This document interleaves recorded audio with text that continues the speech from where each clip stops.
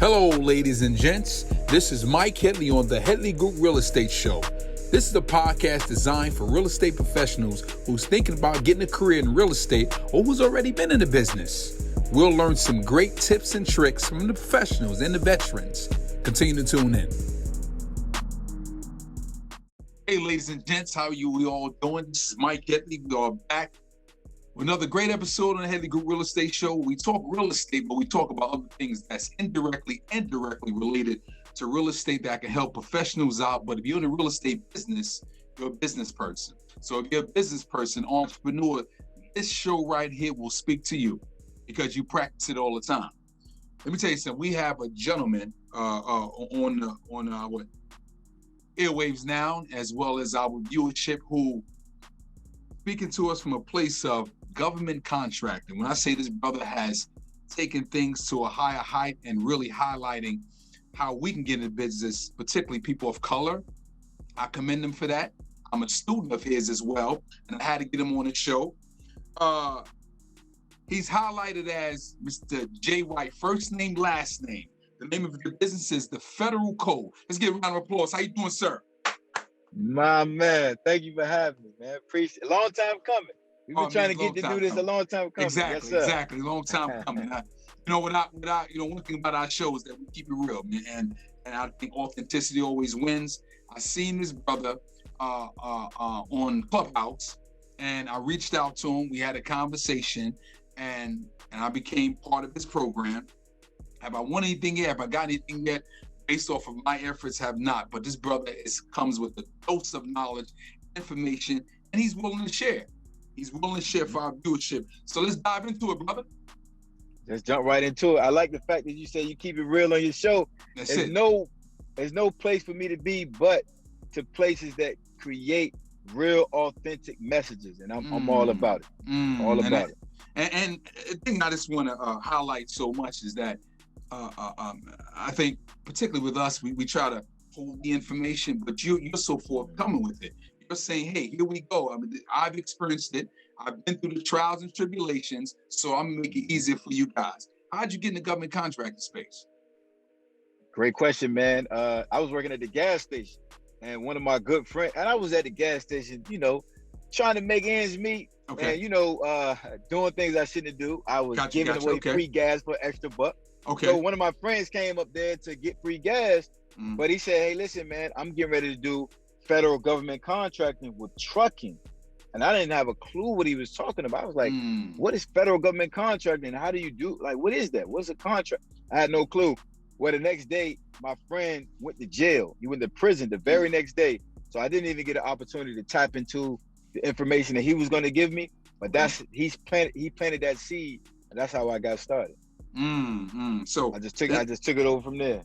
The interesting thing about that, what you said is, I just think moments of aha moments come in any time. Any guy be in a classroom setting. And by the way, this brother has a PhD. What's that PhD in again? Public high school diploma, baby. That's all I got. And his brother's doing some wonderful things as we continue on with the conversation. How long have you been doing government contract? Since 2008, man. I tell people, I started in 2008, but I didn't win my first federal government contract until 2011.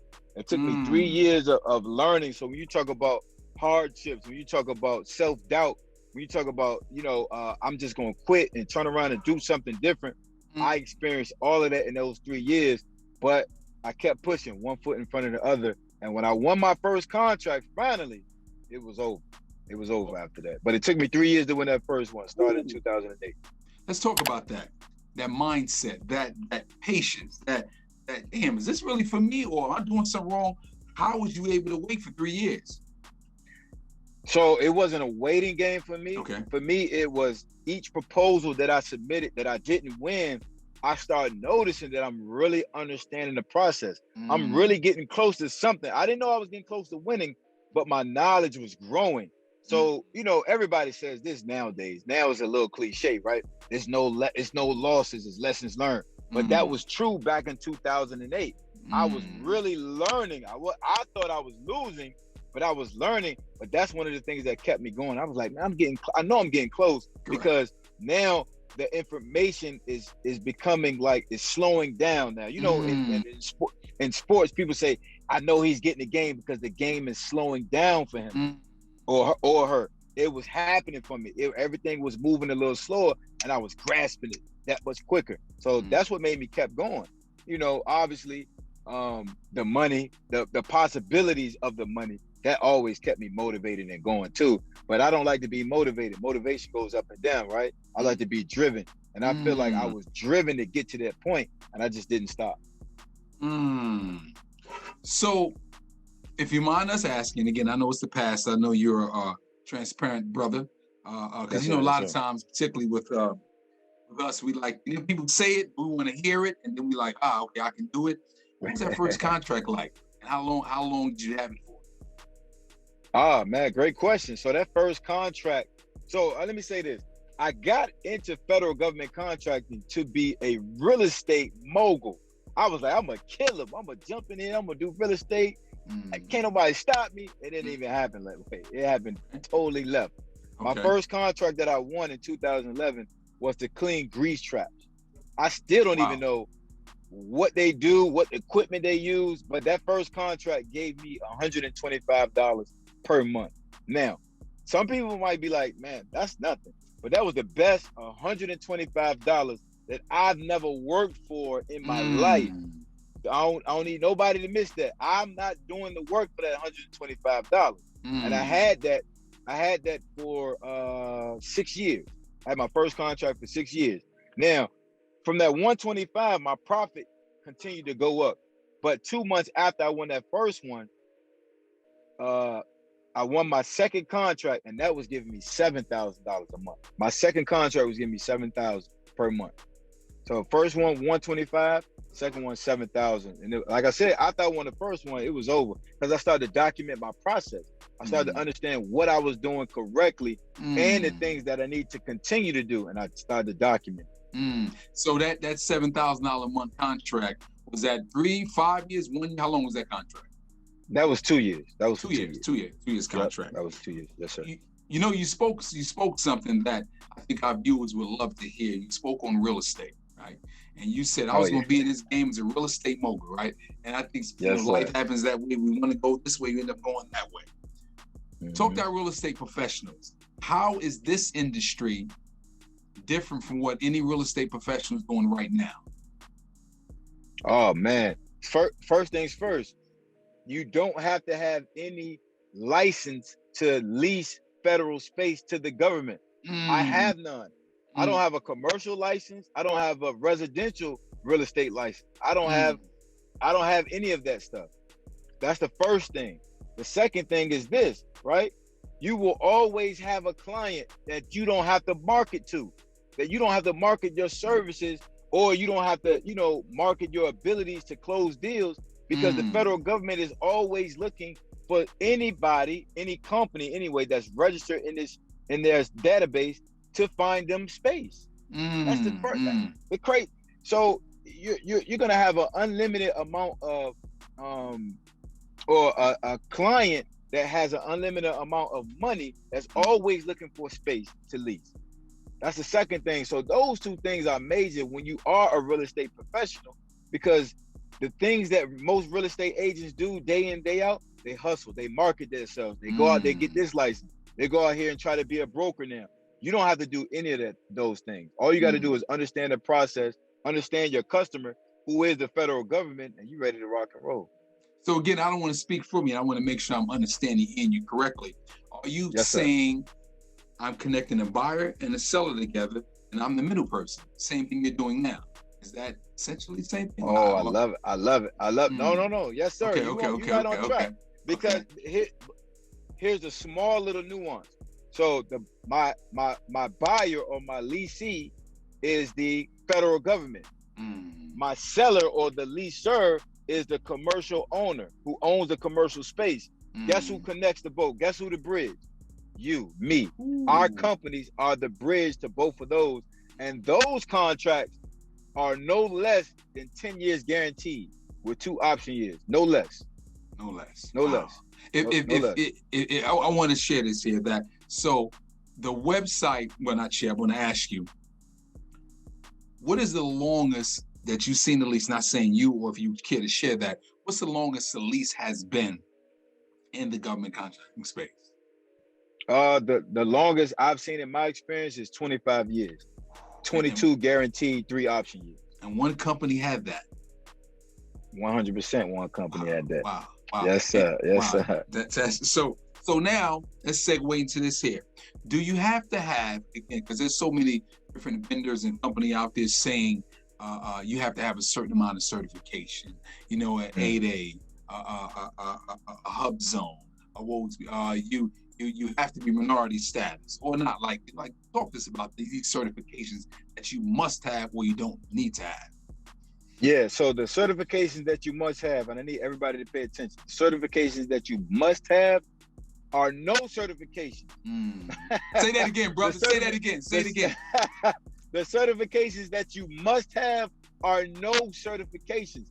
Certifications do not, I repeat, they do not win you a federal government contract. Now, in the same breath, I will say this. Once you understand how to leverage your certifications, now that's when people encourage for you to go out there and get those certifications. But I tell my students all the time, check this out. I'm a minority.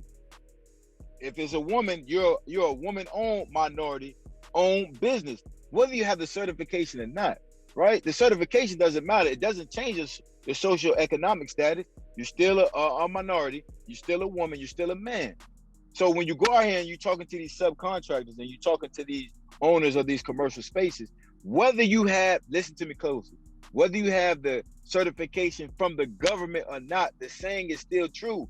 You still have a minority-owned, woman-owned small business.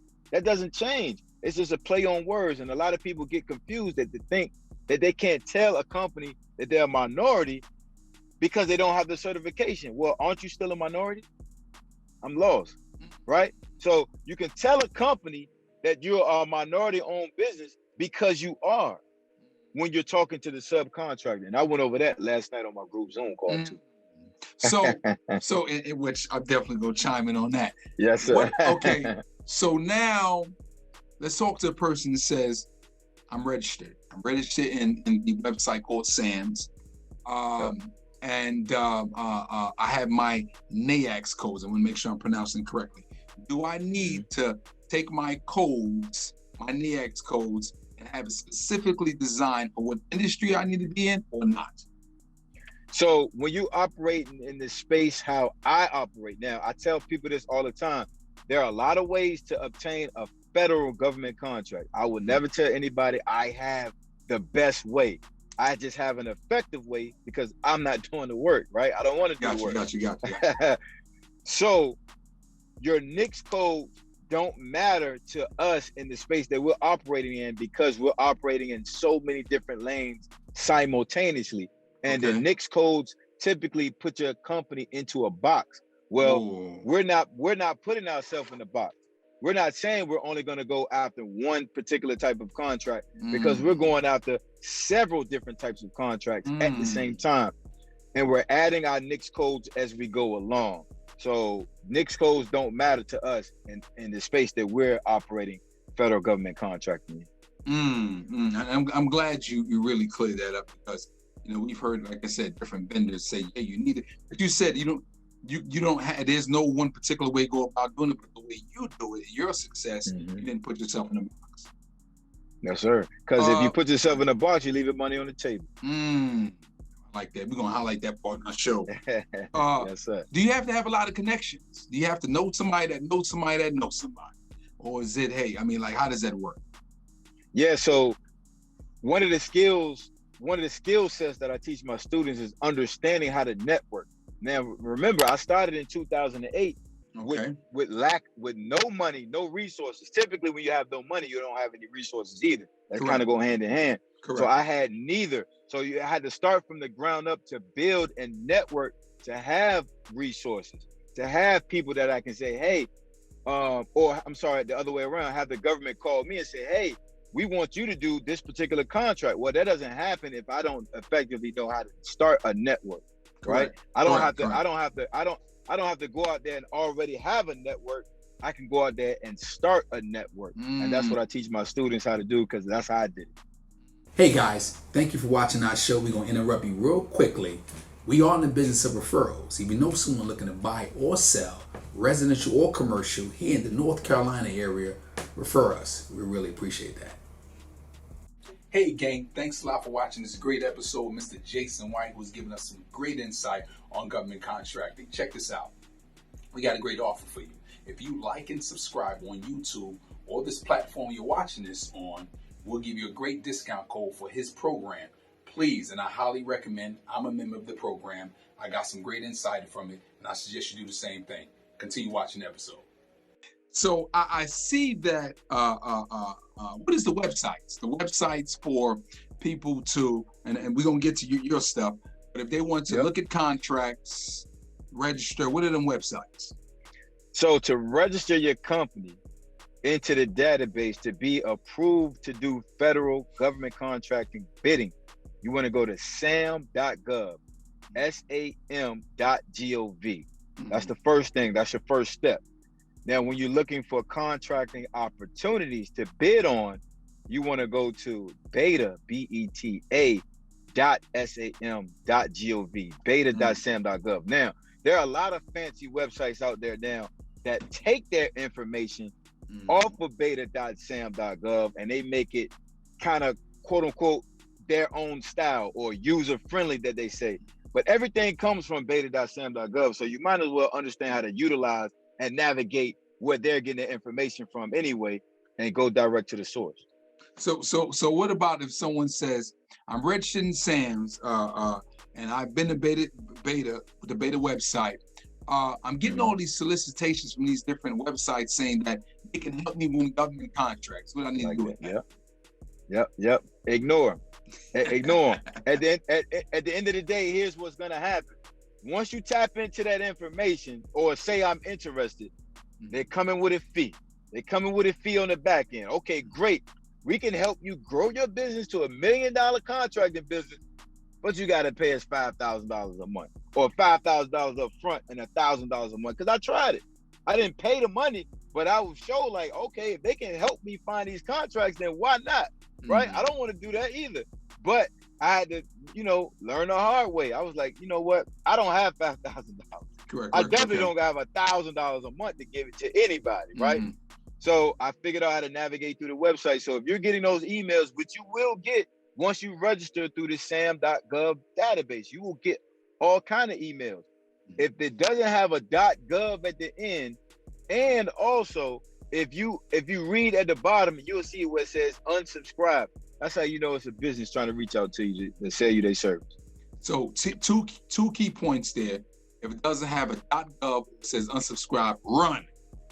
Run for the hills, ASAP. Brother, what is sole source? What does that mean?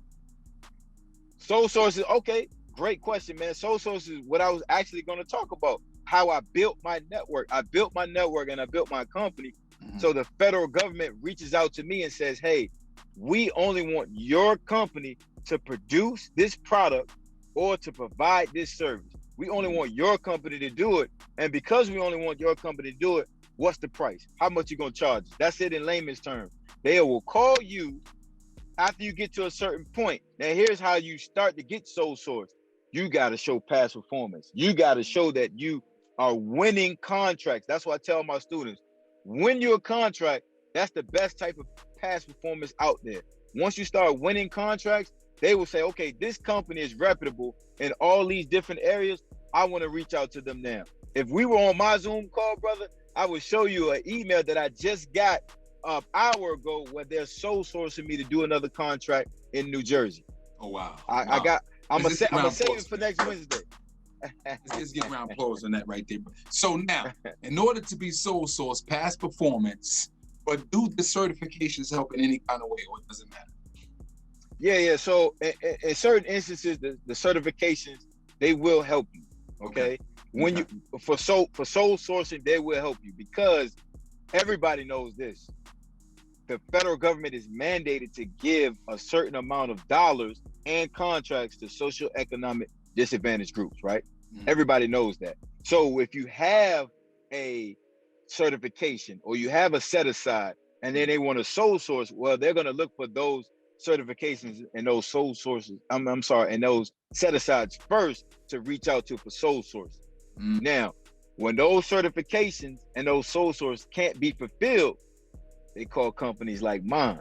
They call companies that they already know they can rely on to get the job done versus going the status quo way. Now, there's nothing wrong with playing and leveraging the status quo, but that's why I teach people, you got to learn how to do that. You got to learn how to put yourself in a position to be and to take advantage of those status quos. If not, you're just going to be frustrated that you took all that time to get those certifications and you're not benefiting from it. So you got to be able to leverage it and understand how to leverage it so you can take advantage of those situations. You mentioned past performance, right? Past Yes, performance is very key in the federal contracting space. So let's walk me through. If I don't have past performance, is it great to do teaming arrangements? Connect with somebody, partner up? What's your thoughts on that? Essentially we'll partner up with companies anyway, right? Essentially, because we're getting the federal government contract, and then we're subcontracting it right out. So essentially, we are teaming up. Essentially, however, our verbiage is subcontracting because they're coming underneath our company for one reason: to give our company a certain status that we won't have without that subcontract. Past performance, right? We won't have that without them. We won't have the ability or the bandwidth to complete the work. So those two things, we need to have that company underneath ours versus shoulder to shoulder, side by side. Teaming agreements is side by side. We need to have subcontracting agreements because they need to work underneath our company so we can assume their past performances, their licenses, and their certifications. I love that. I love that. Yes, sir. What does the federal government buy? I mean, they just buy tanks, missiles. Somebody says, how can I sell? How can I sell that? Like, what do they buy? Tanks, missiles, bullets, wigs, tires, iPads, iPhones. If they need it out in the world, guess what? The federal government needs it inside the federal government. I'm talking about, think of anything: water bottles, book bags, toilet paper, hats, microphones, toilet paper. Come on now, think about it. Now, I teach my students this too. Product solicitations will always be there. The federal government will always want a product. I don't care what it is. It's best practice, and in my experience, to build your foundation with service-based solicitations, bring you in that residual money every single month, and then you go after the product-based solicitation. Service-based first, then product solicitations next. It's easy on the pockets. Come on, we want to get post-pay, not prepay. I don't want to take money out my pocket to provide a product to the federal government. I want the federal government to pay for everything, post-pay, not prepay. Wow, I mean, I had to jot that down because I mean it made so much sense. Yes, sir. In terms of federal contracting, is it only by my state, my county, my city? Oh, I love like, that. Where can I work it at? This is why I only deal on the federal level. It's a federal facility in all 50 states. Every state there's a federal facility, which means what? It allows my company to be approved, once I'm approved through SAMS, to work in all 50 states on the federal level. Okay, so that's why I keep stressing the word federal, because when you just say a blanket statement, government contracting, well, there's federal, there's state, and there's local municipalities.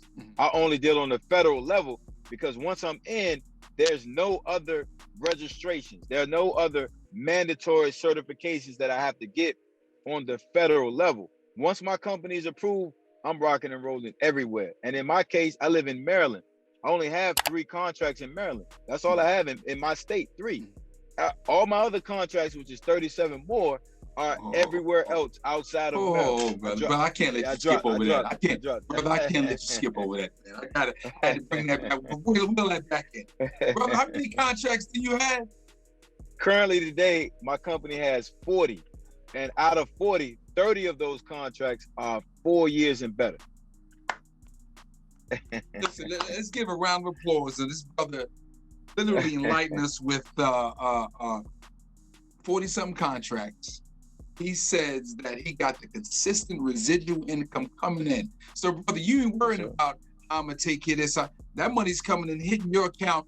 Now, do they pay by check, or how does the federal government pay? Direct deposit. So this is the crazy thing. This is how you know this is a long time coming for me and you. Because one of our first conversations we had, I told you directly. I said, sometimes, man, I can't even front. I just let all that money just sit in my account. I just let it sit. and you looked at it a little bit. I just looked at it for a couple of days. I just let it sit. Those numbers are. I mean, when you get to a certain point now, correct, you know, I don't want. I don't want anybody to think, okay, I'm gonna get a contract, gonna be rich. You want to let the compound effect take effect. That's why I have so many contracts, because I have contracts bringing me in $2,000 a month, but then I got those 6-figure contracts as well, and I'm letting it all compound. So let the compound effect take effect. It's not about getting rich off one. It's about understanding I can wash, rinse, repeat, and have wealth over multiple contracts being awarded. Wow. So brother, and again, I know, you know, I'm not trying to tap OT your business, but we like to keep it real on the show, right? You're doing some wonderful things. You're literally highlighting how to get to that level of success. You got the residual income coming, and that's coming in, and you're sleeping well at night, I think, right? Everything's going well, right? Yeah. Yes, sir. Yes, sir. Do you do any? And we're gonna segue that into far as the program, how people can reach out to you. But do you do any mentorship in terms of any additional training? People want to say, listen, I would love to get to that space. Where you at? What does that look like? Yeah, man, I think it's a powerful tool for me to be able to be in a position to mentor anybody. Coming from where I'm coming from, I'm talking about super, super humble beginnings, to the point where I don't know if any of the listeners have been in this standpoint that I'm going to mention, but I knew I was going to get a check in 2 weeks. Well, because I was so far back in bills, that money that was coming up that I didn't even have in my pockets yet was already spent. I'm coming from those type of beginnings. My check was already spent before I got it. Oh, I get you. That's where I'm coming from. So now I'm being able to, by my own actions, right? Everything that I've been doing and currently doing, I'm still winning contracts. I'm still winning them. I'm still getting sole source. All that information, I'm able to bottle it all up and provide it to somebody in terms of mentorship to help somebody get to their next level. There's nothing like it. And of course, I have mentorship programs and of course, and things of that nature, because I want people to be able to execute this information. Every time somebody hears about federal government contracting that comes to me, they have so many questions about the process that they are all over the place. And it's not that difficult. Find a contract and put a proposal in for it, right? That's all it is in the most layman terms that I can put it in. But people think you have to do this first, you got to do that first. And I'm just like, man, I got to continue to expose people to the way that I do federal government contracting, because it's not as difficult as others make it seem. Correct. And you hit it right. But you said so much great points there that there's other vendors out there that's telling people you got to go 1, 2, 3, 4, and 5 in order to get X. But you're saying you don't need all that. Maybe 1 or 2 slides you right on over, right? And I want to applaud you for that. Quick commercial break. If you're interested in a career in real estate, or you're a seasoned vet, you might want to change. New environment. You don't like the atmosphere you're in. The Headley Group Realty could be there to assist you with your career. What do we offer? Great culture, great environment, leads, and an awesome commission structure. Let us be there to support your business. One thing, you got to be in the state of North Carolina. Let's get back to the show. Last couple of questions here. Yes, Do sir. you have a large team? Does it take a lot of people? Hire this one, hire that one. What does it take to get going?